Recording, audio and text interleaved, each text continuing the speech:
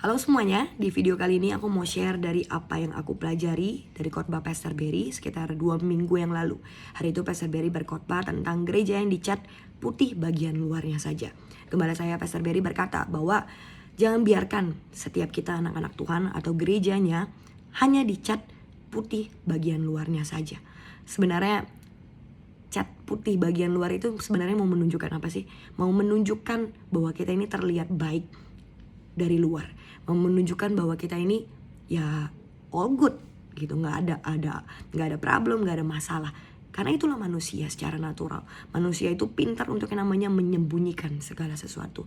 Di dalam firman Tuhan di Matius 23 ayat 23 berkata seperti ini. Celakalah kalian guru-guru agama dan orang-orang Farisi. Kalian tukang berpura-pura. Rempah-rempah seperti selasi, adas manis, jintan pun kalian beri 1/10 kepada Tuhan. Padahal hal-hal yang terpenting dalam hukum agama seperti misalnya keadilan, belas kasihan, dan kesetiaan tidak kalian hiraukan.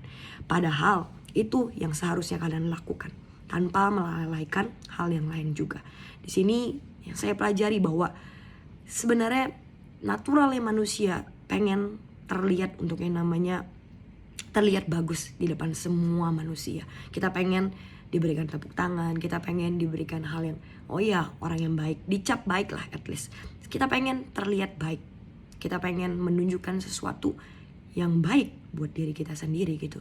Jadi semua orang tuh pengen terlihat oke, seperti dan melakukan semua yang oke itu ya terang-terangan gitu ya, seperti apa bicara tentang perpuluhan mungkin atau kebaikan atau apa yang bisa kita lakukan gitu. Tapi jangan sampai kita menjadi seperti di dalam firman Tuhan ini. Kita melupakan hal-hal yang terpenting di dalam hukum agama, yaitu adalah keadilan, belas kasihan, dan kesetiaan.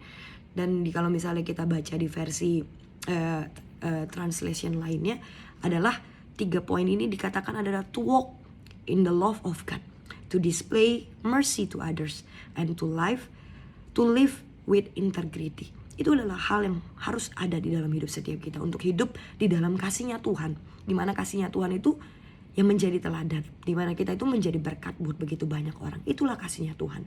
Lalu to display mercy to others, di mana kita itu penuh dengan belas kasihan, kita itu penuh dengan kasih, kita itu nggak melihat orang dengan judgment, tapi kita penuh dengan kasih Tuhan Yesus sendiri. Dan to live with integrity, di mana kita itu hidup dengan yang namanya sebuah integritas.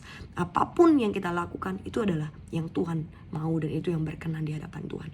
Karena kalau enggak, seperti kuburan yang dicat putih luarnya aja, sebelah luarnya memang yang sepertinya kalau di dalam firman tampaknya bersih di luarnya, tetapi yang sebenarnya ada di dalamnya itu adalah tulang belulang dan berbagai jenis kotoran.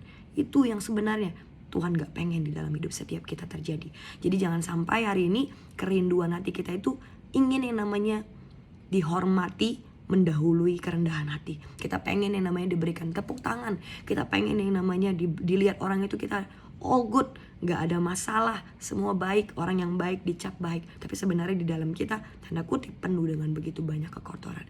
Di dalam Lukas 18 ayat 9 sampai 14 cerita firman Tuhan ini adalah kisah tentang orang Farisi yang hari itu berdoa di dalam hatinya. Dia berkata bahwa ya Tuhan, aku bersyukur, mengucap syukur kepadamu karena aku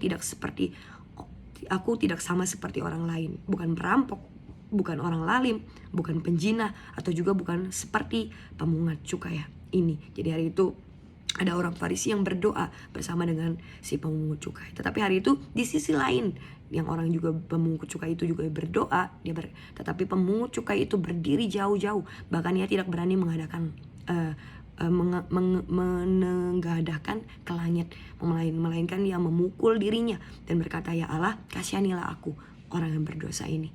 Hari itu adalah sikap hati yang berbeda. At the same time ada orang yang berkata bahwa dia lebih baik. Perasaan bahwa merasa lebih baik itu sangat berbahaya, karena itu artinya adalah kesombongan. Ketika kita merasa kita lebih baik daripada orang lain, ketika kita merasa lebih suci dari orang lain, lebih kudus dari orang lain, itu adalah kesombongan. Dan ujungnya kesombongan itu ujungnya adalah kejatuhan. Sebab firman Tuhan yang berkata bahwa jangan sampai kita ini mau untuk yang namanya dihormati mendahului sikap hati, setiap yang namanya kerendahan hati kita. Saya ingat hari itu di dalam doa di gereja saya hari itu, gembala saya atau di service hari itu Pastor Berry berdoa, satu doa yang hari itu menampar saya dengan begitu membuat saya itu sadar. Hari itu pastor tuh berkata bahwa Tuhan, di antara semua orang yang hari ini datang, pastor tuh berkata bahwa akulah yang paling berdosa dan akulah yang paling membutuhkan engkau. Aku adalah orang hamba yang paling butuh dibersihkan. Hari itu doa yang sangat menampar pribadi saya hari itu, dimana itu yang harusnya doa yang kita miliki. Jangan sampai kita datang ke Tuhan merasa bahwa kita ini udah paling baik, merasa bahwa diri kita ini udah paling suci, paling kudus, dan kita cukup dengan yang namanya semua pertobatan. Tapi biarkan setiap kita ini datang dengan sebuah kerendahan hati, punya mata yang bukan lagi dengan mata penghakiman, tapi mata yang melihat setiap orang itu dengan belas kasihan. Bukan lagi melihat orang itu dengan karena kegagalannya dia, backgroundnya dia, kejatuhan atau apapun itu. Karena sangat berbahaya kalau hari ini kita datang dengan sikap hati itu. Artinya kita sama dengan seorang hati orang Farisi yang hanya melihat bahwa kita ini lebih baik, yang hanya melihat bahwa kita ini lebih kudus, yang hanya melihat bahwa kita ini lebih better daripada orang lain. Bahkan hari itu Pastor Berry berkata bahwa hari itu orang Farisi itu menunjukkan bahwa dia adalah orang yang penuh dengan kekudusan. Ya, dia gak merampok, dia gak mencuri gitu kan, dia gak menipu, dia gak penjinah.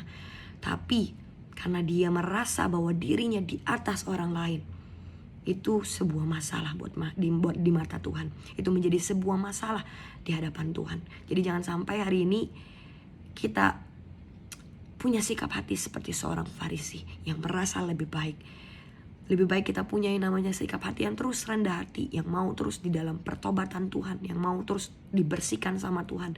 Karena ketika kita punya chance untuk dibersihkan sama Tuhan, mungkin itu adalah sebuah kesempatan yang begitu indah yang kita gak pernah tahu. Ternyata Tuhan itu berikan di dalam hidup kita. Jadi chance untuk setiap kita hari ini mengalami pertobatan, mengalami dibersihkan Tuhan, ambil itu, take it. Tapi jangan take it for granted. Tapi biarkan itu menjadi sebuah hadiah yang indah yang hari ini kita ambil. Karena kita tahu ketika kita mengambil pertobatan, ketika kita mengambil sikap hati yang rendah hati mau dibersihkan, artinya Tuhan sedang membersihkan setiap kita untuk menjadi lebih indah dari apa yang Tuhan mau. Bukan sekedar menjadi gereja yang dicat putih di depannya, tapi kita dibersihkan dari dalam terlebih dahulu. Untuk apa? Menjadi indah di hadapan Tuhan. So I hope dari video ini bisa memberkati setiap teman-teman. God bless.